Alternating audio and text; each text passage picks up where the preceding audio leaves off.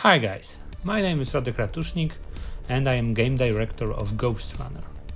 Today I would like to show you some new features from our game. As you can see right now, we are at the final moments of the first tutorial level, which we presented many times before. We are now standing in front of a prison tower, when the mysterious Whisper, who's been guiding us through the level, is imprisoned. So let's try to deal with the guards and let's find out who really is locked down over there.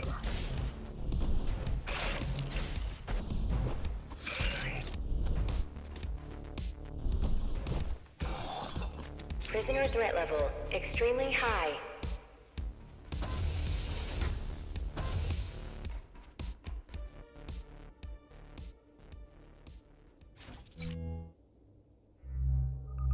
Prisoner released.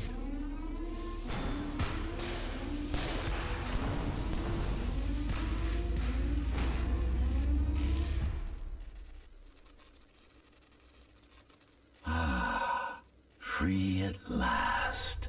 Pleasure to meet you. Face to face, that is. Now, let's take a look inside. This may feel a little strange. Welcome to Cybervoid. Time to fix you up.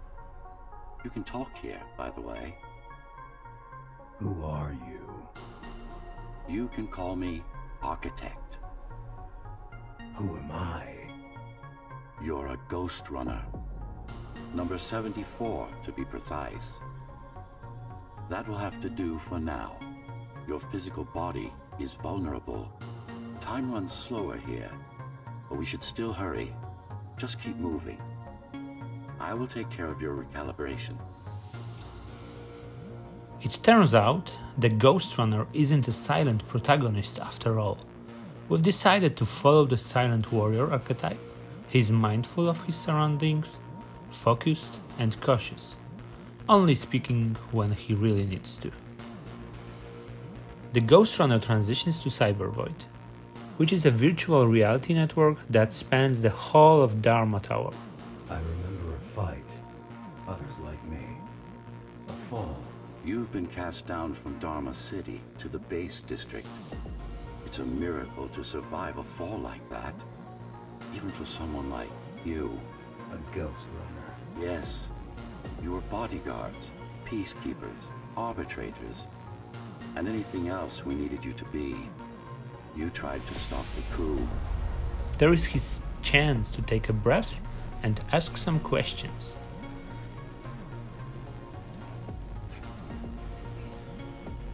There was a woman. The name is Mara, or the Keymaster, as she calls herself now. 20 years ago, she stood against me. It was you I was trying to save. You failed. I died. My body did anyway. Thanks to the precautions I had taken, I'm still here. Although this form has its limitations. Are you an AI? You could say that. You could also say Dharma Tower is a skyscraper. Technically correct.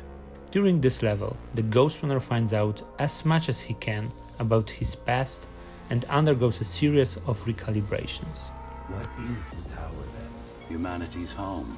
A megastructure that once housed a million. It had been under my care since its creation, almost a century ago. I served the people, kept them safe, maintained the shelter I provided. But Mara had her own plan. She became the sole ruler of Dharma Tower, ruining what I've built, bringing us back to the verge of extinction. Moving through Cybervoid represents the process of hacking, gaining access, or otherwise interacting with advanced computer systems. In this particular case, we witness the Ghostrunner undergoing calibration of his protocols. This will set him up for further improvements in the future.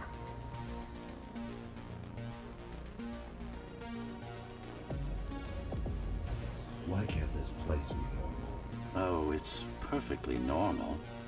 It's you that has become incompatible. The incompetent repairs you were subjected to made you divergent. You no longer function like a Ghostrunner is supposed to. but we'll change that. Who repaired me? That would be the Climbers, a group of rebels that tried to oppose Mara. Where are they? Dead, I'm afraid. They'd been killed before I managed to contact you. But there's no time to worry about them now. We're almost done here. Press on. How did she manage to win? I was stabbed in the back. We both were, you and I. Who was she? Was? A dear friend. A trusted partner. Brilliant scientist. Who is she now is the question you should be asking. And you wouldn't like the answer. No one among the people of Dharma Tower would.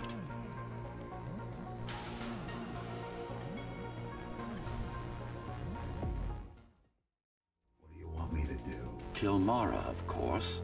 To be able to do that, you'll have to relearn a few things and tweak your performance. But first, jump. We need to get back, and it's much quicker this way.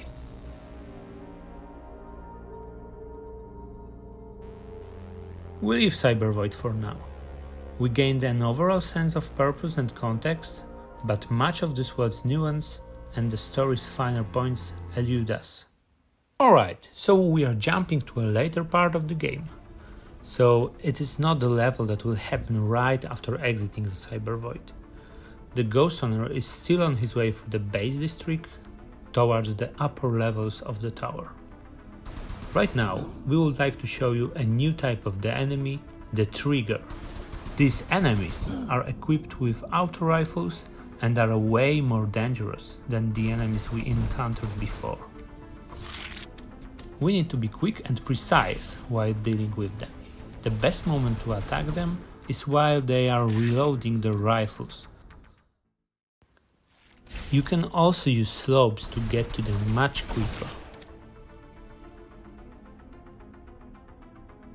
Hello? Jack, can you hear me? Why Jack? Right. You wouldn't know. It's a code name we used for you during the repairs. Diego said you were all jacked up when he found you, and it stuck. Do you mind if I call you that? No. Okay, so who is Zoe? Zoe is a survivor from the Climbers rebel cell, and she established communication with the Ghostrunner, and she started providing him with an alternate context for the places and events of Dharma Tower.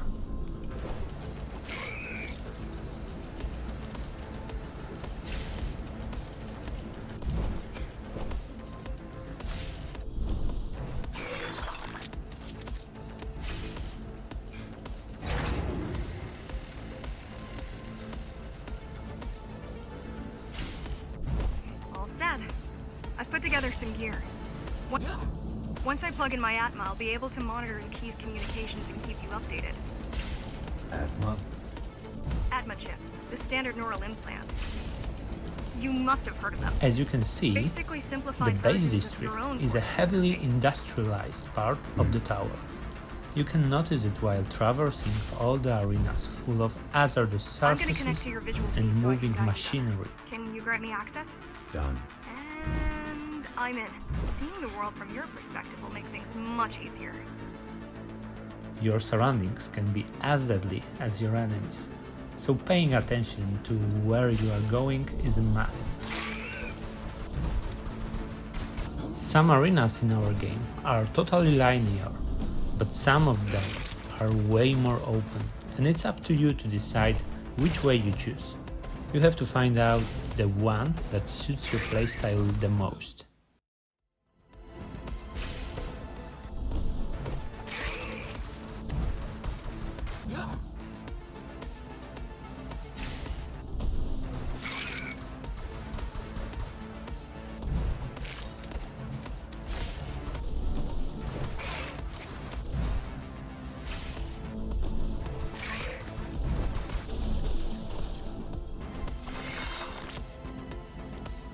Alright, so we are done with this section right now. Now we are jumping even farther on our timeline. The enemies are getting more and more fierce and technologically advanced. as the Keymaster's elite troops gather to protect the elevators, and we can see that they start to look less like bandits and more like soldiers or a militia. The next enemy that I would like to introduce to you is called the Enforcer. As you can see, they are equipped with a shield, so you can't approach them frontally. You need to use your movement abilities, such as a sensory boost, to get behind them.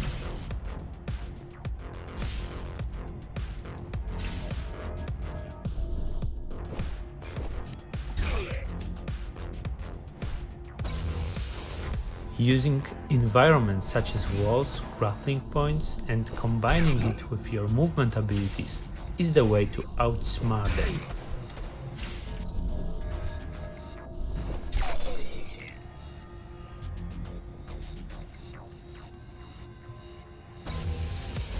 So here is another example of protection for the enemies in our game.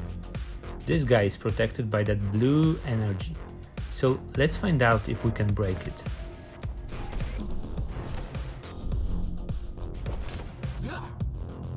This type of protection is called the beacon shield. So to kill the protected enemy, first we have to destroy a beacon. Just like that.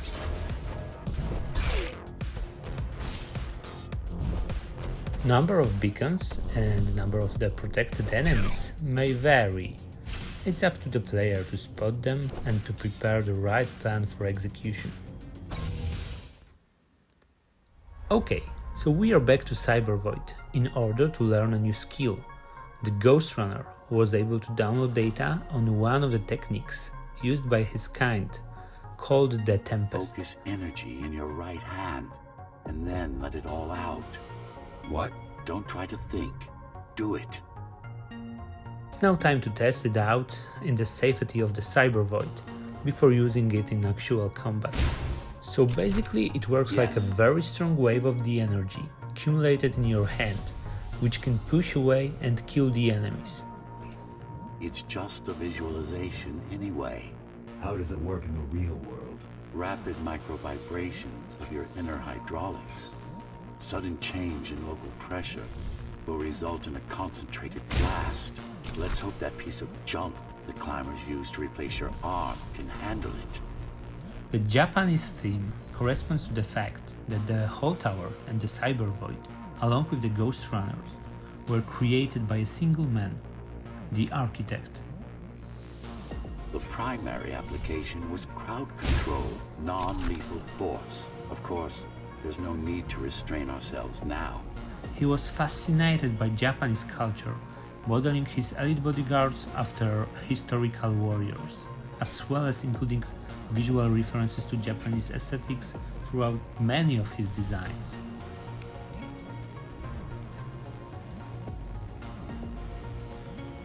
One more thing, you can use Tempest to deflect projectiles. Give it a try. Like that. Yes, you can also use Tempest to reflect enemy projectiles, but you have to time it right because the effective range is limited. Just a bit more practice and we're done. Actually, it is possible to deflect the bullets with your sword, and it's one of the upgrades which you can get while your character is progressing. But our character progression system is a topic for another video. Okay, we are back on the same level where we introduced to you the Enforcer enemy, and it is time to meet the next one, called Slugger. They are the melee type of enemy who can be very deadly if we are not fast enough. So Slugger can jump on you using that area of effect attack, or if you come too close to him, he can just attack you with his huge fist. So the way to deal with them is to dodge the attack by dashing back or sideways. You can also use your sensory boost to dodge them in air. There's no access to the terminal room from this side of the station, but I guess that's not a problem. As you can see in the bottom left corner, our special ability is almost ready to use. You can refill the energy bar by killing the enemies, but a small amount of energy is also refilling over time. Okay, so now we have a more complex arena in front of us. We've got 2 enforcers, beacon shield and 1 enemy with a pistol. So let's fill our Tempest ability and try to use it. So we can forget about the beacon because Tempest is so powerful that it can destroy all types of protection. It's also a kind of tactical approach to our fast-paced gameplay, where you have to figure out when and on which type of enemy using your special ability will be the most effective. Okay, so let's jump even farther on our timeline. Here we are in around the half of the game. We want to show you a totally new setting and a few new mechanics. The Ghostrunner reaches Dharma City, a metropolis situated above the base level that he's been traversing until now. So this is the city. Wow. You've never been here? No, I told you. The Keymaster only allows those loyal to her, and only a chosen few. Mara strictly controls the flow of resources between the city and the base. Food, water, people.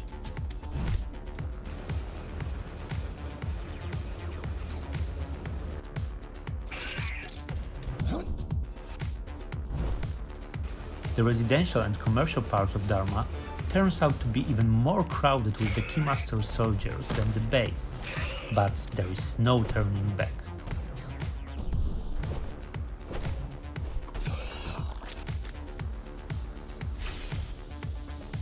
Here is the next type of enemy, drone. As you can see, it's rotated back to us, so we can try to use our gap jammer to jump right onto it.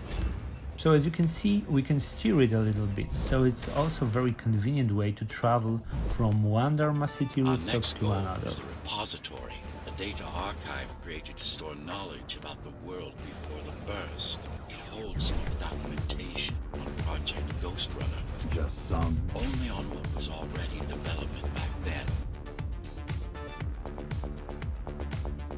So where do we go? What's the next step? Point me to the repository. Okay, here you go. Just had to download the layout.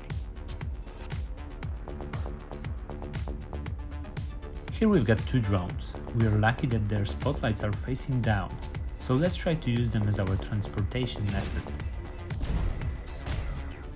And this is another cool thing about drones. We can use their explosion to kill other enemies on the ground. Okay, so in front of us we've got Cyber Void Uplink. Uplinks are places where the Ghostrunner can access and disable his safety limiter, effectively overclocking his own body and allowing himself to achieve extraordinary feats for a short period of time. This particular uplink allows him to jump super high, which is very convenient in Dharma City's rooftop setting. There will be a few other type of Cyber Void uplinks which you will be able to use in Ghostrunner. Let's take a look at this arena. We have several ways to go, but as you can see, these enemies are protected with the beacon shields. So let's find the source of this protection. And here we can use a rail or a super jump uplink to get there.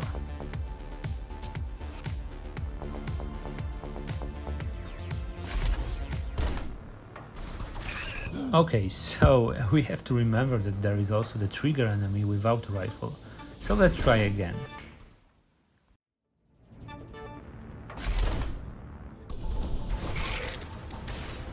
And Tempest is now ready to use, so let's use it. Alright, so these 2 remaining enemies are no longer protected with a beacon shield, so let's approach them from behind.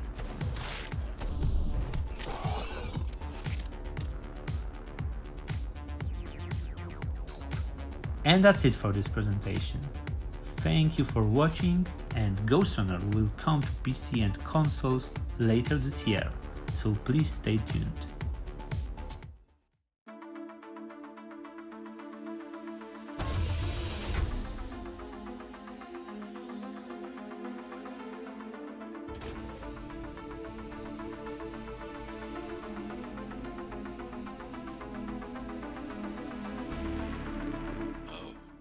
This is troublesome.